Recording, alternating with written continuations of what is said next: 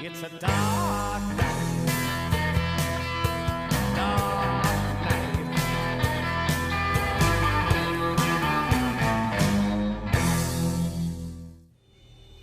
Hi, Baldy Jack here, and today we're taking a look at the 10th installment in the Friday the 13th franchise, and that is Jason X.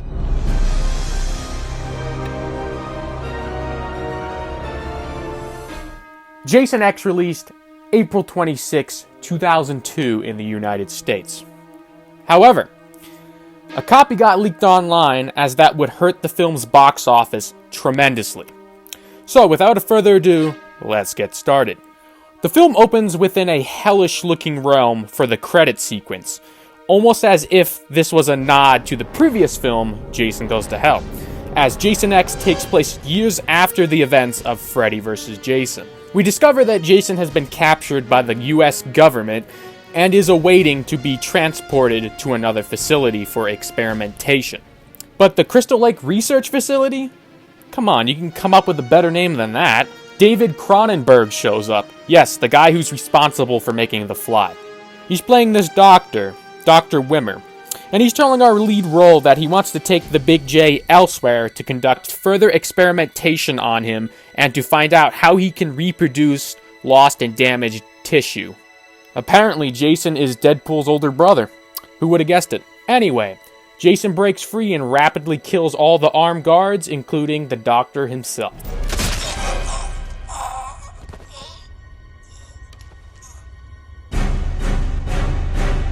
So it's left up to Rowan to trap and cryogenically freeze Jason. The chamber ends up being punctured by his machete and begins a lockdown sequence. And that ends our scene in the year 2008. We later open with a group of students who discover this place as Earth is no longer inhabited and is nothing but a wasteland, as it's only visited to search for artifacts from the days gone by. They find Rowan and Jason and take them aboard ship, aka the Grendel. They prep the lab for reanimation as it's possible to bring Rowan back to life. Afterwards, our lead role is awakened and told that she's in the year 2455, as well with the knowledge that Jason was also brought on board. Professor Lowe later finds out that Jason is worth a fortune, so he does anything in his path to keep him alive. Reminds me of someone. And that brings us to the infamous liquid nitrogen kill. And it was brutal while it lasted. I know, I literally just came up with a word to describe this kill.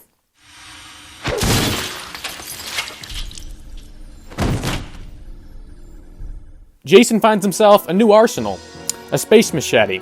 It has a pretty cool, intricate design with the ring holes and a sharp serrated edge to top it off. Now this leads us to a hunt down with Sergeant Brodsky and his grunts. Of course, this doesn't go well for them as Jason takes them out one by one, with some simple but effective kills. A throat slit, twisting some guy's neck, slicing a guy in half at the torso, and the creative one out of the bunch, falling off a big screw as his body works its way down like Swiss cheese.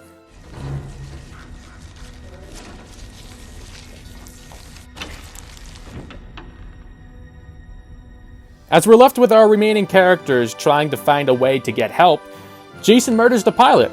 Seconds later, they crash into a nearby ship, Stellaris, thus damaging Grendel, so they'll have to prep launch sequence on the shuttle as that's their last resort for hope. But the dumbest character in this film decides to selfishly lock herself in the shuttle after being emotionally distraught over the loss of her boyfriend. So she basically just crashes the shuttle into Grendel while the fuel lines are still connected, thus putting the remaining characters' lives in jeopardy. And no, I'm not talking about the game show. With Jason hot on their trail, this leaves us to the battle between KM, the AI android, and Jason.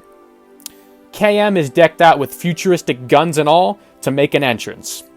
Jason gets his ass obliterated as he's missing an arm, a leg, and hell, his head is nothing but a chin. And that's what brings us to the whole nanotechnology, helping with open wounds, reattaching a limb, and bringing someone back to health. But in this case, it can't quite identify and piece Jason back together, in which searches for alternative parts. Waylander and Janessa get on a nearby radio to create a distress call for someone to come help rescue them in an escape pod, as they're running low on time. But to give them more time, they're gonna blow up the other side of the ship. And with that, we're introduced to the glorious Uber Jason. Although I do wish we could have seen more of him slashing and dashing, but we did get a virtual sleeping bag kill out of him.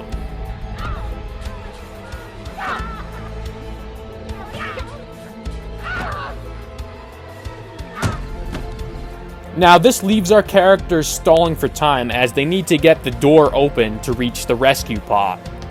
And just as Uber Jason gets to the entryway, Brodsky intervenes. Moments after a quick little staring contest, they charge at each other and the ship explodes,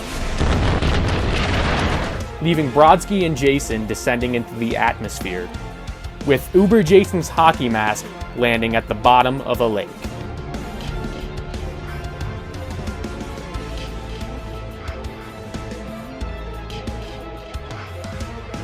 In conclusion, Jason X is a fun-filled film. I know, rings off the tongue, don't it?